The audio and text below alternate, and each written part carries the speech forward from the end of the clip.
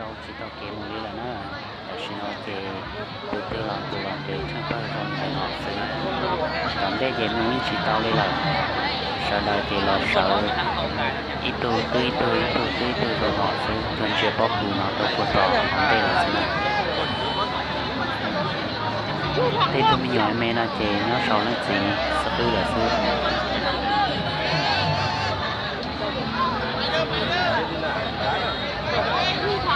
chẳng thì có những chơi cụ cũng như chơi có ở chỗ này có có tiền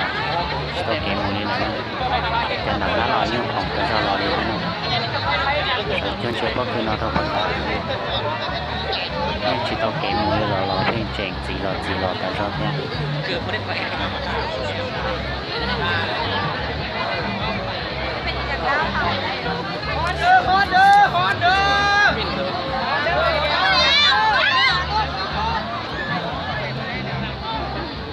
rồi lúc buồn chuyện này trong bọn này lúc mà giờ lúc buồn là gọi xong cái nó đầu cái trong lòng bọn này trong chỗ này và lúc buồn chi thì mình cứ chỉ trong bọn này rồi nó lấy lên buồn không quả nó còn cái trong lòng thở lúc cởi thì nhưng mà giờ nó làm cái bé thở trong bên này nó mà nhà bây giờ này nhìn tôi chống thằng của nó và tao kể chỉ chống thằng này là chống thằng nó họ đã được cho kể điểm để xí này một đời rồi nó sư nhưng chỉ có kể thay tao sư của sư tao có tiền nên kể chỉ phải là sư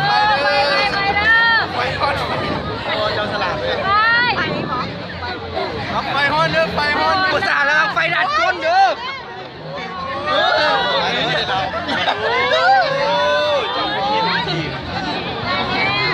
ไปก็ได้ไปก็ได้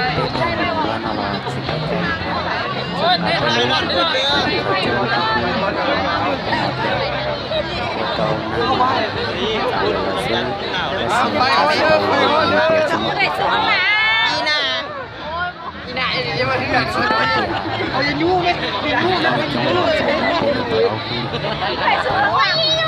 con đã cá đỏ con chỉ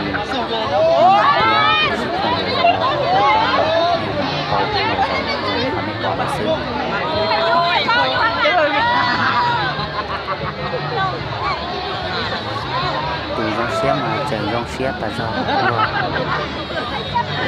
họ chứ ta chỉ từ chỉ mà không từ đúng ta vì việc là khi đi tìm lò trẻของta do lòท่านหลวงนี่บอลเดียวเลยพระเจ้าอยู่ทางหลัง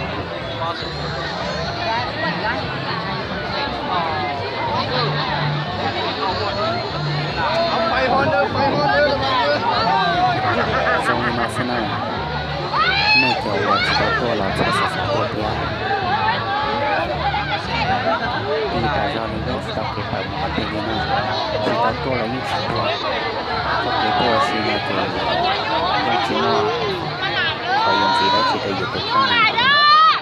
giờ tiền chỉ có tôi có bao tổ chế sư nhưng dùng là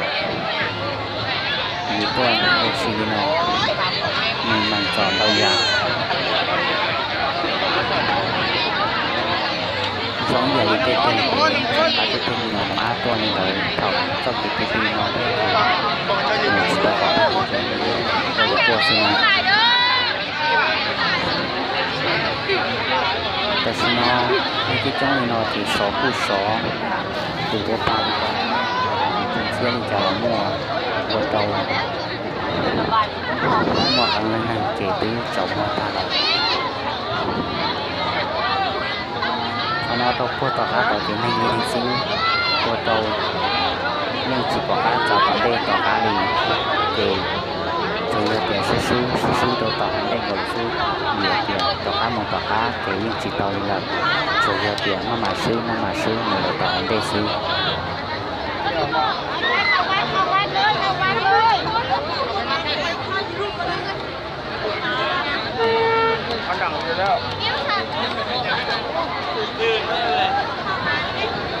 ดูตัวสีของตรงนี้เนาะ ที่จริงจังที่ต้องมาซื้อมาเจนชาชายอยู่ในเต็มที่นี่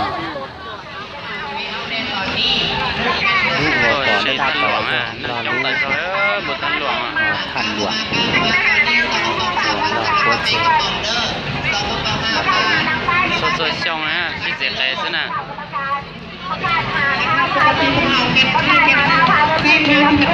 ตอนนี้เอาไปให้เก็บเงินนะที่เมื่อกี้คนนั้นกระป๋องเขาต้องเอาเนาะขึ้นกระป๋อง5,000ขึ้นกระป๋อง5,000กันเลยเนาะอยากงานใครก็เข้ามาได้เลยเนาะซื้อติดไปติดมือกลับบ้านไปเลยเนาะไปแซ่บที่เย็นเนาะแซ่บซอยเลยกันเลยเพราะว่าให้มหาเท่าอายุหักกรรมการด้วยประกาศหาเท่าคือดัชคำใจว่าให้มหาเท่าอายุหักกรรมการด้วย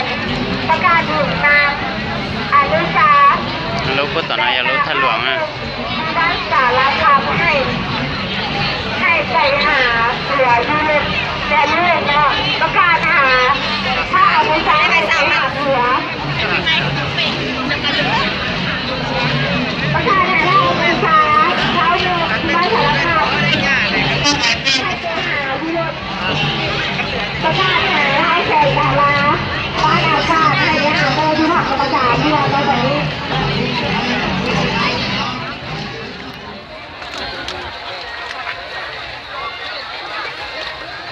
นั่งจ้องไปลอยเลย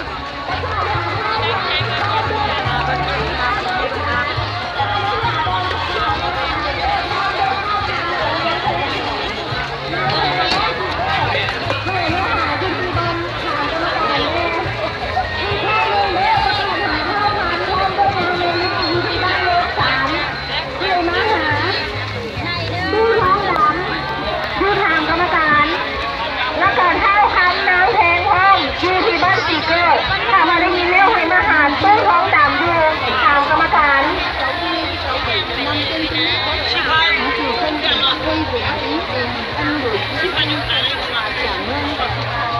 อีกข้างหนึ่งได้หาเด็กไปคลองเด็กชายอย่ามีเด็กชายครับหลงอายุประมาณ2 ปีใส่เสื้อสีดำ นั่นที่เห็นเด็กกันนี่ที่ชัวเจ้าใส่เสื้อขาสั้นเพราะว่าท่านเลยเป็นผู้ต้องเขาเจ้าเห็นมาเพราะว่าท่านเอาลูกชายไปที่ถามกรรมการลูกมาแล้วจะจี้เถอะ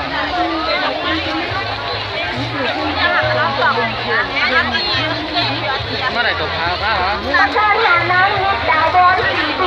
บ้านสว่างเห็นมหาลูกจะเดินเท่าไรอ้อมชายอยู่ถามกรรมการแล้วน้ำมิดาวบอลสีตูบ้านสว่างหาวันนี้แล้วเห็นมหาเอาลูกชายไปเท่าไรอ้อมชายอยู่ถามกรรมการ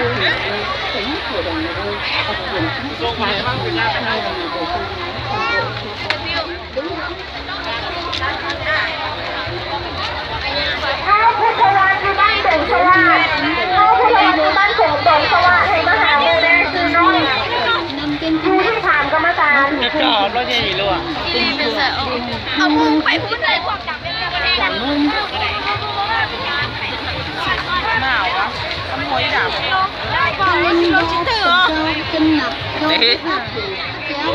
ประกาศหา